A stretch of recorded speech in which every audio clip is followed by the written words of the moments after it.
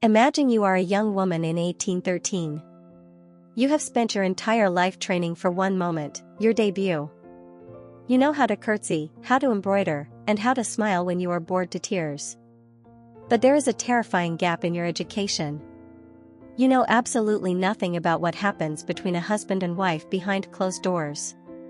You are about to sign your life away to a man you barely know, entering a binding contract with no exit clause, armed only with your innocence. And when you finally fall in love, you will discover that the man you married is fighting a war against a ghost, a war that requires him to deny you the one thing you want more than anything in the world. Hey readers! Busy life making it hard to finish books? I've got you covered. Before we start, don't forget to like, share, and subscribe for more. Let's dive into books in minutes.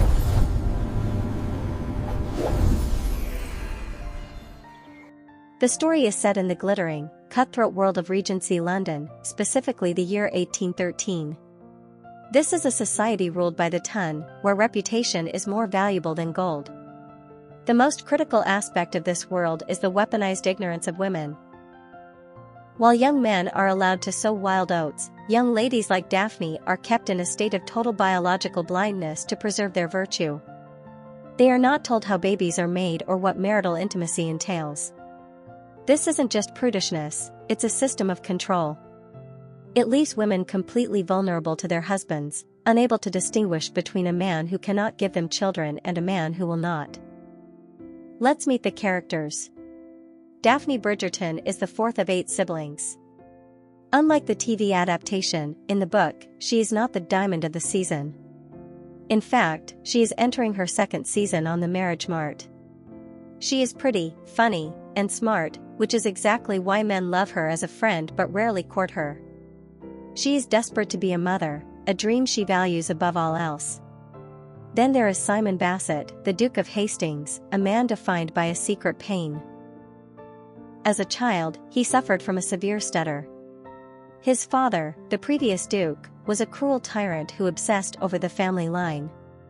When he realized his son stuttered, he rejected Simon, declaring him an idiot and virtually disowning him. Simon overcame the stutter through sheer force of will, but he made a deathbed vow to his father: he would never marry, and he would never sire an heir. The Hastings line would die with him. The story kicks off at a ball where Daphne is being harassed by the clumsy Nigel Berbrook. He refuses to take no for an answer, grabbing her arm. In a moment of brilliance, Daphne doesn't faint, she punches him square in the face, knocking him flat. Simon Basset, lurking in the shadows to avoid matchmaking mothers, witnesses this. He is instantly charmed by her spirit. Simon and Daphne realize they can help each other. Simon is being hunted by mothers who want him for his title. Daphne is being ignored by men who see her as just a friend. They agree to a fake courtship. If Simon pays attention to her, he appears unavailable, and Daphne appears desirable. The plan works perfectly. They attend balls, promenade in Hyde Park, and banter constantly.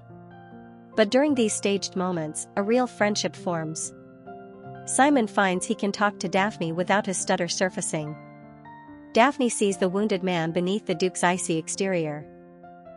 The turning point happens at the Bridgerton masquerade ball. Swept up in the moment, they step out onto a dark terrace and into the garden. The tension breaks, and they share a passionate, earth-shattering kiss. They are caught by Anthony Bridgerton. In 1813, kissing a young lady of quality without a betrothal is ruinous. Anthony demands Simon marry her. Simon, adhering to his vow to end his bloodline, refuses. He tells Anthony, "I cannot marry her." Anthony challenges Simon to a duel at dawn. Daphne, terrified that one of the men she loves will die, rushes to the dueling ground. She physically interrupts them. She demands the truth from Simon.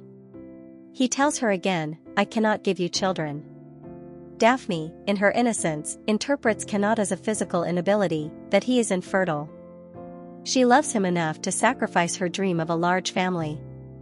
She agrees to marry him, believing they will simply be a childless couple.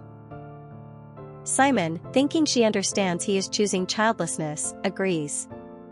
They marry quickly. On their wedding night, Daphne is nervous, having received no real instruction from her mother. Simon is gentle and teaches her the physical act of love. However, he employs the withdrawal method every single time. Daphne, knowing nothing of biology, assumes this is simply how the act is performed. She believes his seed is just a byproduct, not the source of life. Weeks pass at Cliveden, Simon's country estate. They are happy, but Daphne is confused. Through fragments of conversations with her maid and putting together pieces of logic, she realizes that for a baby to be made, the seed must stay inside. The realization hits her like a physical blow. Simon isn't infertile. He has been systematically preventing conception. He didn't say "I cannot" because he was broken, he said it because he was stubborn.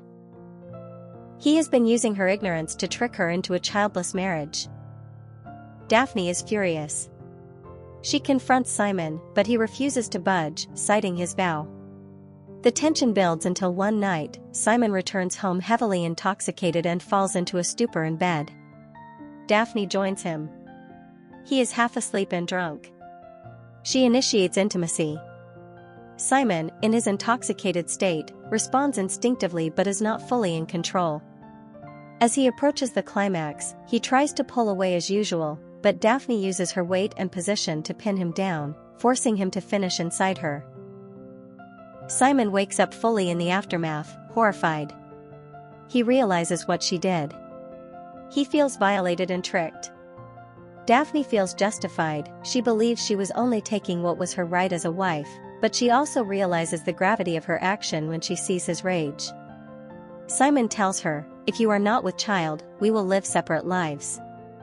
He leaves her at the country estate and returns to London. Daphne is left alone to wait. When she discovers she is not pregnant, she is heartbroken, but she decides to chase him to London. In London, they live as strangers in the same house. The breakthrough comes when Daphne finds a packet of letters Simon wrote to his father as a child but never sent.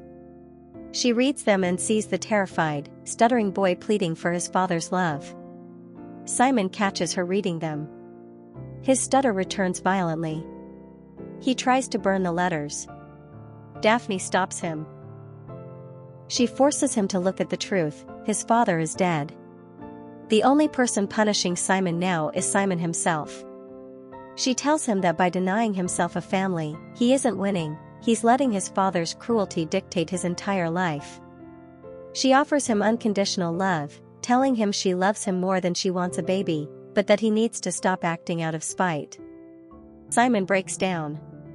He realizes his vow was a shield for his fear that he would be a bad father, fear that his children would stutter, fear of love. Daphne's willingness to stay with him, even after everything, heals him. He decides to let go of the past. The book ends with a scene years later. Simon and Daphne are happy. The final triumph is the birth of their son, David. Simon holds the baby, and for the first time, looks at a new life not with fear, but with hope, finally burying the ghost of his father. Let's discuss the key takeaways. The Duke and I leaves us with the message that happy ever after isn't found at the altar, it's earned in the years that follow.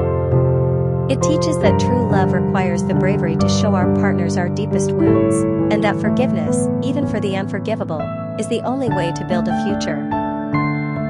So what do you think about this book? Specifically, do you think Daphne was justified in her actions, or was Simon the victim of a betrayal? Let me know your thoughts in the comments. I'd love to hear what you took away from it. And if there's a book you'd like me to cover next, drop that below as well. Don't forget to like, share, and subscribe. Until next time.